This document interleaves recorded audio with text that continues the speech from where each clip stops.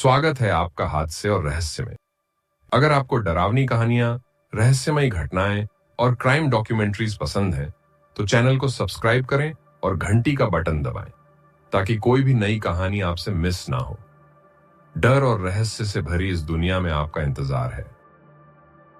मुंबई के पास एक छोटे से गांव कोकण में गणेश चतुर्थी का उत्सव हर साल बड़े धूमधाम से मनाया जाता था। इस साल गांव के सबसे पुराने गणेश मंदिर के पास रखी एक पुरानी मूर्ति को बाहर निकालने का निर्णय लिया गया। यह मूर्ति सदियों से एक बंद कमरे में रखी थी, जिसे गांव के राजा ने खुदाई के दौरान पाया था। मूर्ति देखने में धार्मिक प्रतीत होती थी और इसे गणेश मंदिर में रखा गया था ताकि लोग इसे पूजनीय मान सकें। गांव वालों ने मूर्ति को गणेश उत्सव के लिए बाहर निकालने का फैसला किया। जैसे ही मूर्ति को पुराने स्टोर रूम से बाहर निकाला गया, वहां का तापमान अचानक गिर गया। लोगों ने महसूस किया कि कमरे में ठंडक का अजीब एहसास हो रहा था। गांव के मंदिर के पुजारी, जो मूर्ति के दर्शन के लिए आए थे, अचानक बेहोश हो गए। जब वे होश में आए तो उन्होंने कहा कि मूर्ति के पास उन्हें किसी की सरसराती आवाज सुनाई दी और ठंडक का अजीब सा एहसास हुआ। पुजारी ने चेतावनी दी कि इस मूर्ति में कुछ गड़बड़ है, लेकिन गांव वालों ने इसे उनकी वहम समझा और मूर्ति की स्थापना कर दी। उन्होंने सोचा कि यह मूर्ति गणेश जी की कृपा का प्रतीक होगी और इसे गणेश उत्सव के लिए स्थापित करना शुभ होगा। गणेश चतुर्थी की रात को गांव में खुशी का माहौल था। पूजा अर्चना शुरू हुई और लोग खुशी से झूम रहे थे। लेकिन उसी रात पंडाल में अजीब घटनाएं होने लगी। आधी रात को पंडाल में किसी के चलने की आवाजें आने लगी। मूर्ति के पास रखे फूल अचानक मुरझा गए और हवा में एक अजीब सी गंध फैल गई। कुछ लोगों ने अजीब परछाइयां देखी जो तुरंत गायब हो जाती थी। गांव के एक युवा लड़के निखिल ने इन घटनाओं की जांच का फैसला किया। निखिल ने अपने दोस्तों के साथ मिलकर रात में पंडाल की निगरानी की। वे पंडाल के पास छिपे हुए थे, एक अजीब सी ठंडक और सिसकियों के बीच। आधी रात को निखिल ने देखा कि पंडाल के चारों ओर लगी झालरें हिलने लगीं। उसने टॉर्च की रोशनी मूर्ति की ओर डाली और एक पल के लिए उसे लगा जैसे मूर्ति की आंखें हल्की लाल हो गई हों। अचानक एक भयानक चीख सुनाई दी जो हवा में तैरने लगी। निखिल और उसके दोस्तों ने महसूस किया कि मूर्ति के पास कुछ खतरनाक हो रहा था। रात में घर लौटते वक्त निखिल को एक बूढ़ा आदमी मिला।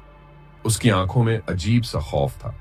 उसने निखिल का हाथ पकड़कर कहा, उस मूर्ति से दूर रहो, यह बप्पा नहीं, बर्बादी है। बूढ़ा आदमी की चेतावनी ने निखिल को और भी चिंतित कर दिया।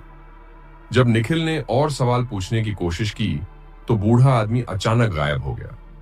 निखिल ने उस रात को खौफनाक मुठभेड़ के बाद अपने दोस्तों को सारी बातें बताईं, लेकिन वे भी उसे आधी रात की भयानक घटना के कारण संजीदा नहीं मान सके।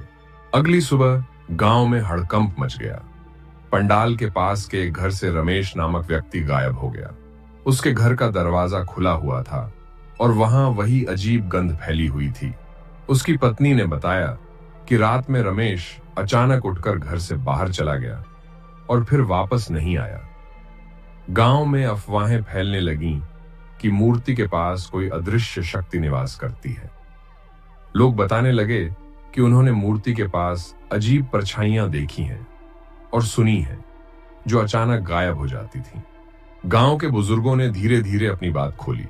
उन्होंने बताया कि यह मूर्ति गणेश जी की नहीं थी, बल्कि एक प्राचीन तांत्रिक की थी। यह तांत्रिक गांव में आतंक मचाने के लिए जाना जाता था। उसकी बुरी आत्मा को इस मूर्ति में कैद कर दिया गया था। गांव के राजा ने तांत्रिक की आत्मा को मूर्ति में बंद कर दिया ताकि वह गांव में अपनी बुराई फैला न सके। मूर्ति को गणेश मंदिर में इसलिए रखा गया था ताकि भगवान गणेश उसकी बुरी आत्मा को कैद कर सकें और गांव को उसके आतंक से मुक्त रख सकें।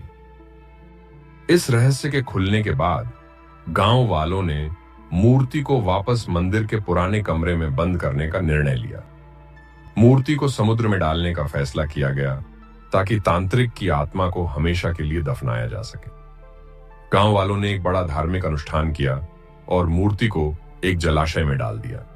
इसके बाद भी हर गणेश चतुर्थी पर अजीब घटनाएं दोबारा शुरू हो जाती थीं। ऐसा लगता था मानो तांत्रिक की आत्मा छूटने की कोशिश कर रही हो। गांव वालों ने यह मान लिया कि भगवान गणेश की कृपा से ही तांत्रिक की आत्मा अब भी मंदिर में बंद है।